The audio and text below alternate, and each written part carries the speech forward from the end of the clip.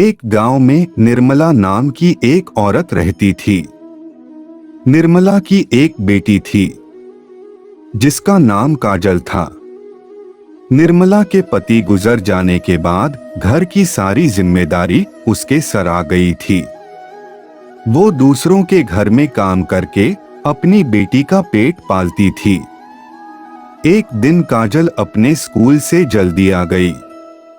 निर्मला ने पूछा, क्या हुआ बेटी, तू इतनी जल्दी स्कूल से कैसे आ गई?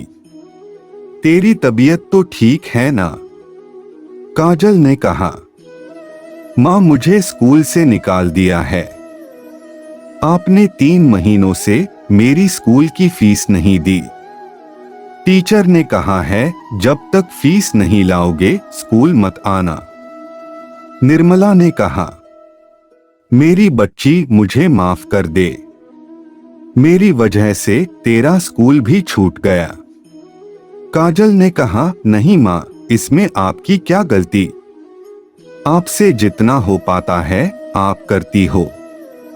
निर्मला ने कहा, मैं मालकिन से उधार लेकर तेरी फीस जल्दी भर दूंगी, ठीक है ना?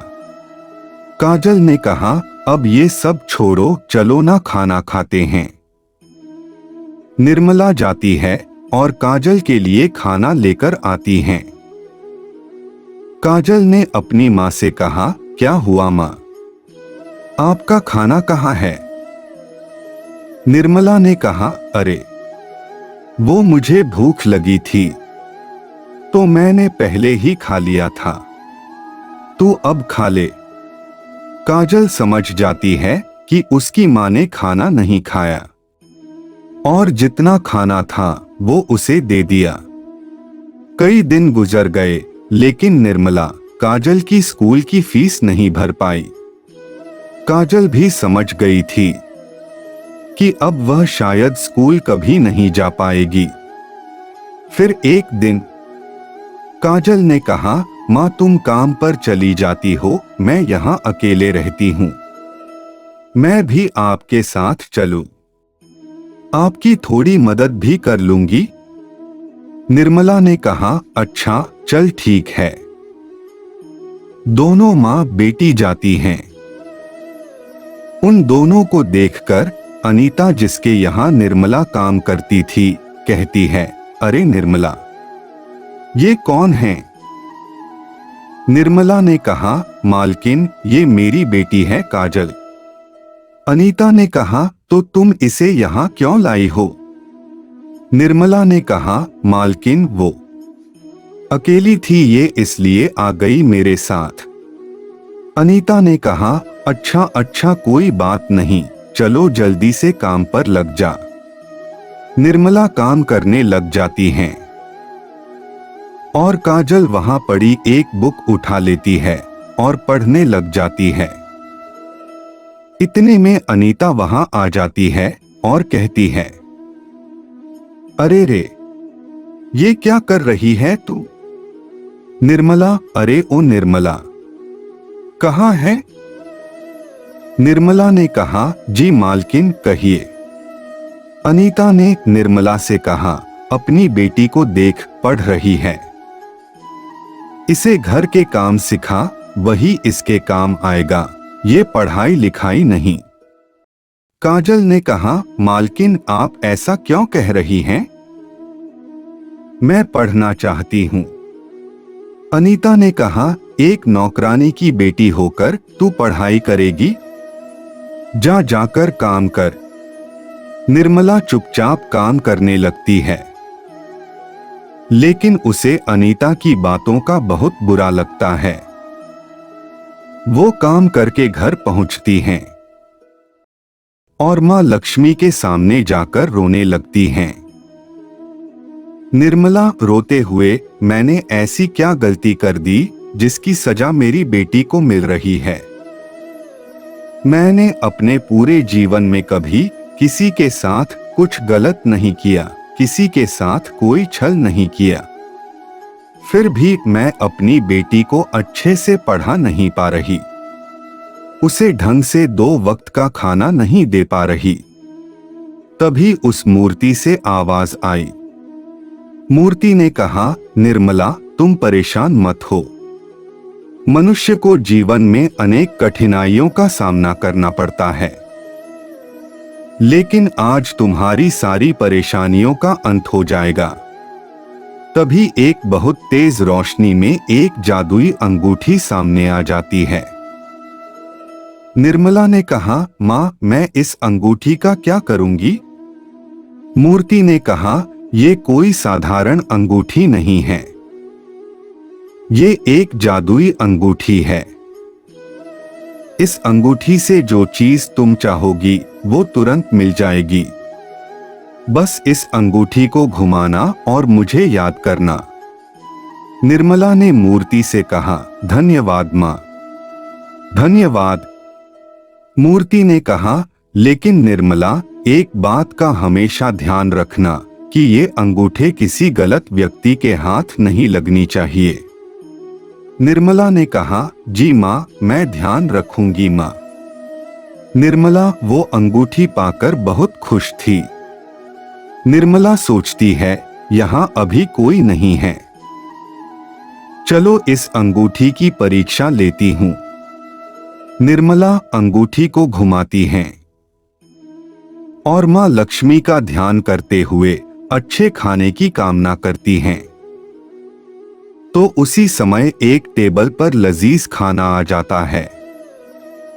वो और उसकी बेटी पेट भरकर खाना खाते हैं और चैन की नींद सो जाते हैं। फिर एक दिन काजल ने कहा, माँ, आप इस अंगूठी की मदद से मेरी फीस भर दो ना। निर्मला ने कहा, हाँ मेरी बच्ची, मैं अभी इस अंगूठी की मदद से तुम्हारी फीस का इंतजाम करती हूँ। निर्मला फिर माँ लक्ष्मी का ध्यान करती है, अंगूठी को घुमाती हैं और पैसों की कामना करती है और उसे पैसे मिल जाते हैं। वो उन पैसों से काजल की फीस भर देती है। उस अंगूठी की मदद से निर्मला ने वो सब हासिल कर लिया जो उसे चाहिए था। इसके साथ ही उसने अपने लिए बहुत सारी गाय खरीदी जिनका दूध निकालकर वो बेचने लगी। थोड़े ही दिन में निर्मला की गरीबी दूर हो गई और वो अमीर हो गई। उस अंगूठी की मदद से वो निर्धन लोगों की मदद करने लगी। लेकिन गांव के कई लोगों को ये बात खटकने लगी और लोग आपस में बात करने लगे। उसके पड़ोस में रहने वाली औरतें भी उससे जलने लगीं। पड़ोस में रहने वाली दो औरतें बात करते हुए। पहली औरत, अरे जीजी, इस निर्मला के पास ना जाने इतना धन कहां से आ गया। कल तक तो इसके पास खाने को नहीं था और अब देखो सब है। दूसरी औरत, हाँ निशा, तू सही कह रही है, कुछ तो बात है, हमें इसका पता लगाना होगा। पहली औरत, हाँ जीजी, सही कह रही हो आप। दोनों देवरानी और जेठानी मिलकर निर्मला के घर की निगरानी करने लगीं और एक दिन उन्होंने निर्मला को उस अंगूठी का इस्तेमाल करते देखा। फिर क्या था, एक दिन निशा, पहली औरत का नाम, ने मौका पाकर उस अंगूठी को चुरा लिया। अगले दिन निशा अपनी जेठानी के पास आई। निशा ने कहा, यह देखो जीजी, मेरे पास क्या है। निशा की जेठानी ने कहा, अरे निशा, यह तो वही एक अंगूठी है जिसकी वजह से निर्मला इतनी अमीर हो गई है। निशा ने कहा, हाँ जीजी, यह वही अंगूठी है। निशा की जेठानी ने कहा, ला ला मुझे दे। निशा ने कहा, आपको क्यों दूं? इसे चुराकर तो मैं लाई हूं ना। निशा की जेठानी ने कहा, लेकिन बड़ी तो मैं हूं ना। इस घर में जो चीज आती है वह सबसे पहले मुझे दी जाती है।